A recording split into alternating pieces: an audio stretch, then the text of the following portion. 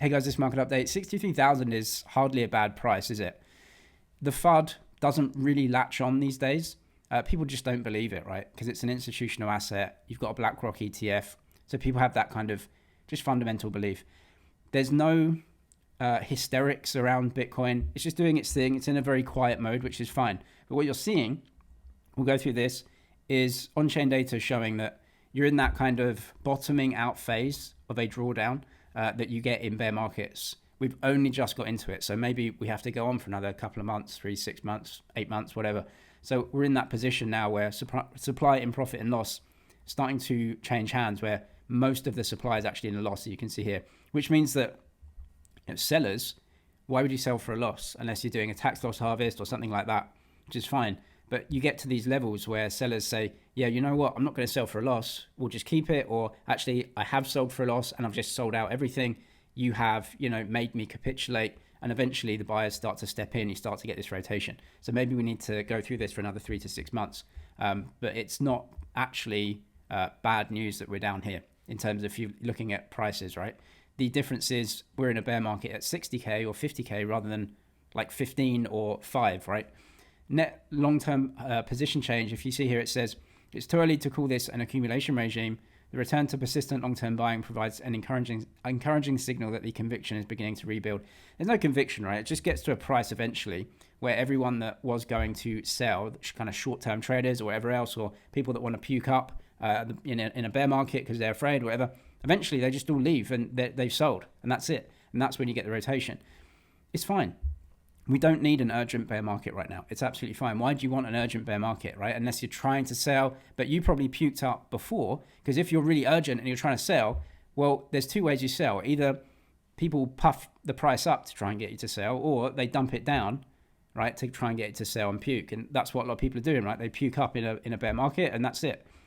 Eventually, everyone that wants to do that has done that, and then you build again. What brings this out? Look, there's a few narratives. I don't think any of them are massive, right? Clarity Act, it's good news if it goes through. If it doesn't, I think it's also good news just to get it out of the way. But we have to wait for that, right? Even if it passes the next stage, I think the end of the year is when it may go to a vote. So it's still touch and go.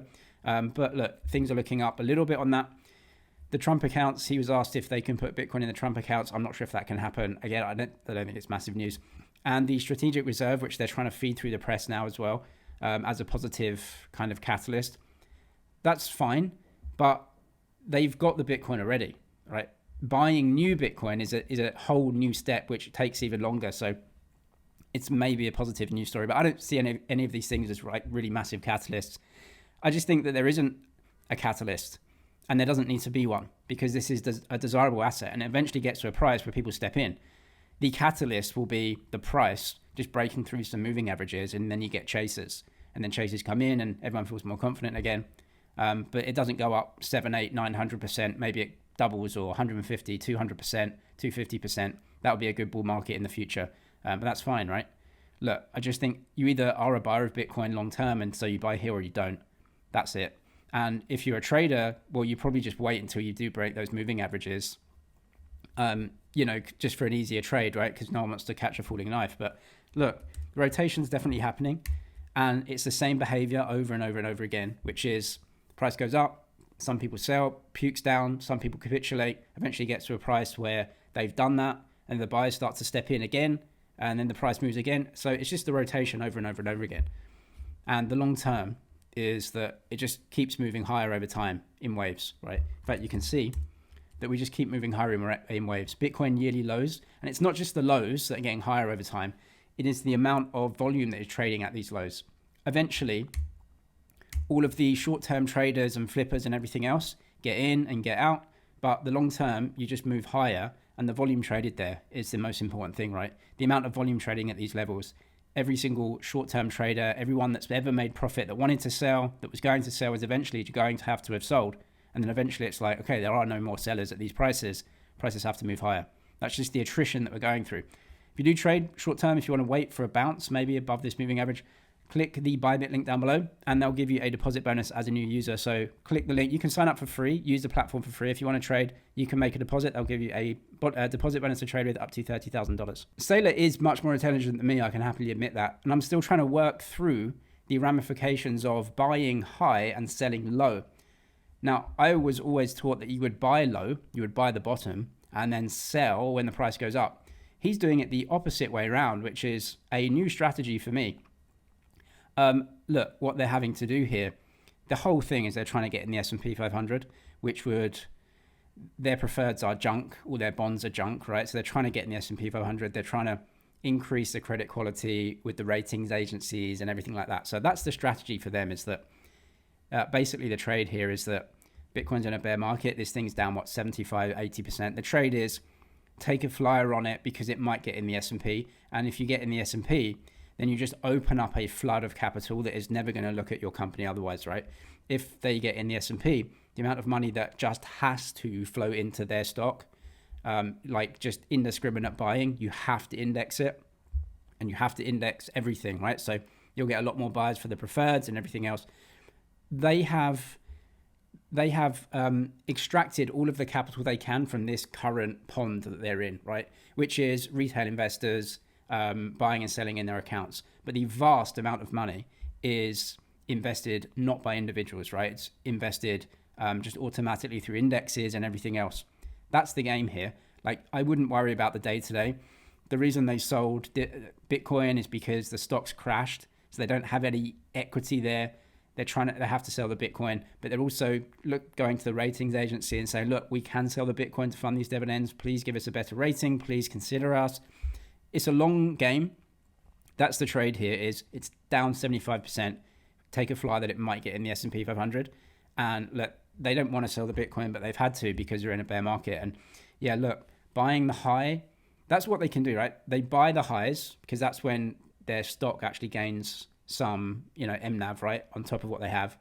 So the stock expands in bull markets, so they buy more at high prices and they puke at the bottom, which is the exact wrong way to do things, unfortunately, but it's just the way that it works, right?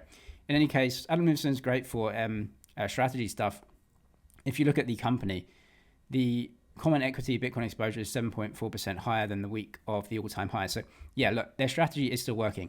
They're selling some, but on a net basis, they are buyers. And so in a bear market, you can see here, STRC isn't trading at par, so they're not buying any from that. They're not able to sell the equity. They can't buy any from that. So it's kind of like a worst case scenario. It's down 75%. Bitcoin's down 50 plus percent. We're in a bear market. It's not good right now. But they won't blow up. And so when they don't blow up, then the FUD has to move on somewhere else. And then it's this rotation of narratives and everything else. The things that will collapse have done so. The things that won't will just go through a bad period and then move on eventually, as you just have to move on, right? It's like you have to go through a different cycle. So look, they're adding more Bitcoin net on a net basis over time, which is totally fine.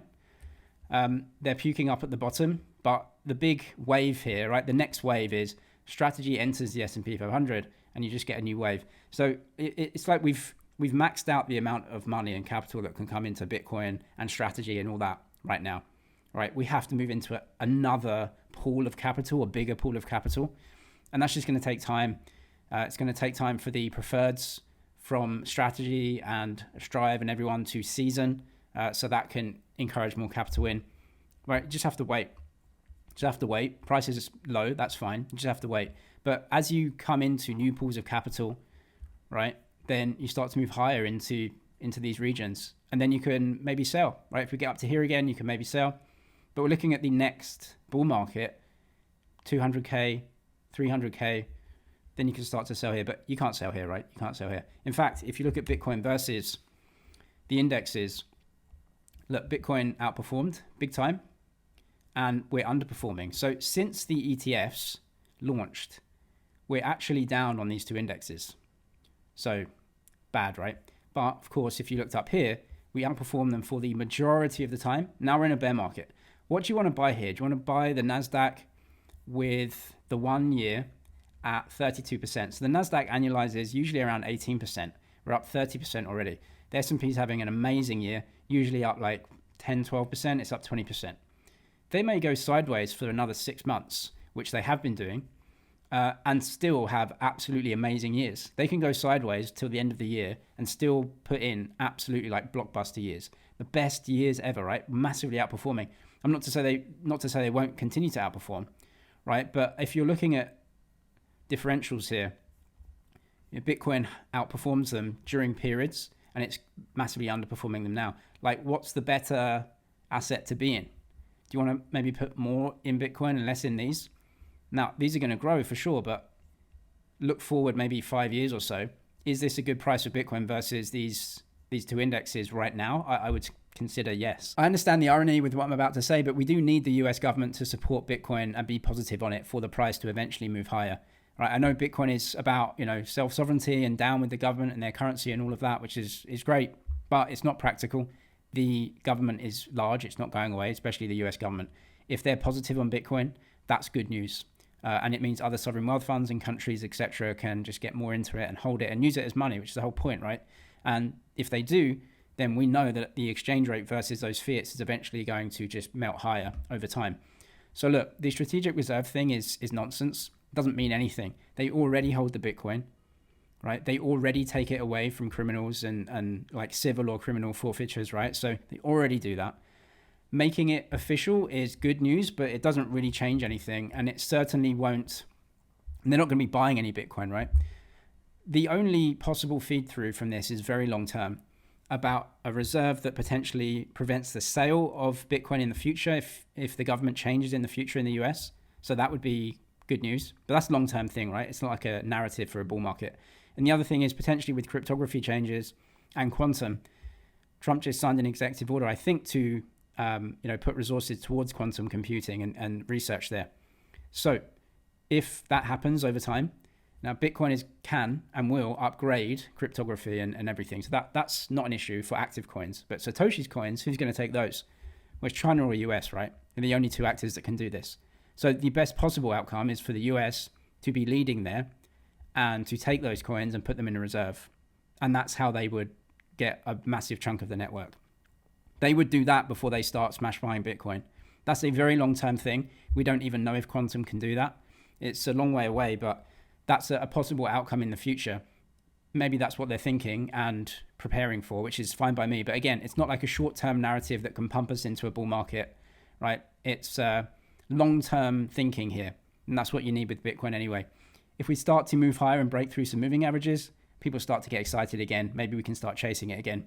But as of right now, dollar cost averaging, getting in, is fine by me. If you do trade short-term or long-term, you want to buy spot Bitcoin, trade Bitcoin, you can do it on Bybit. Click the link in the description for up to a $30,000 deposit bonus. I'm James, it's MoneyZG. Cheers for watching, and I'll see you in the next one.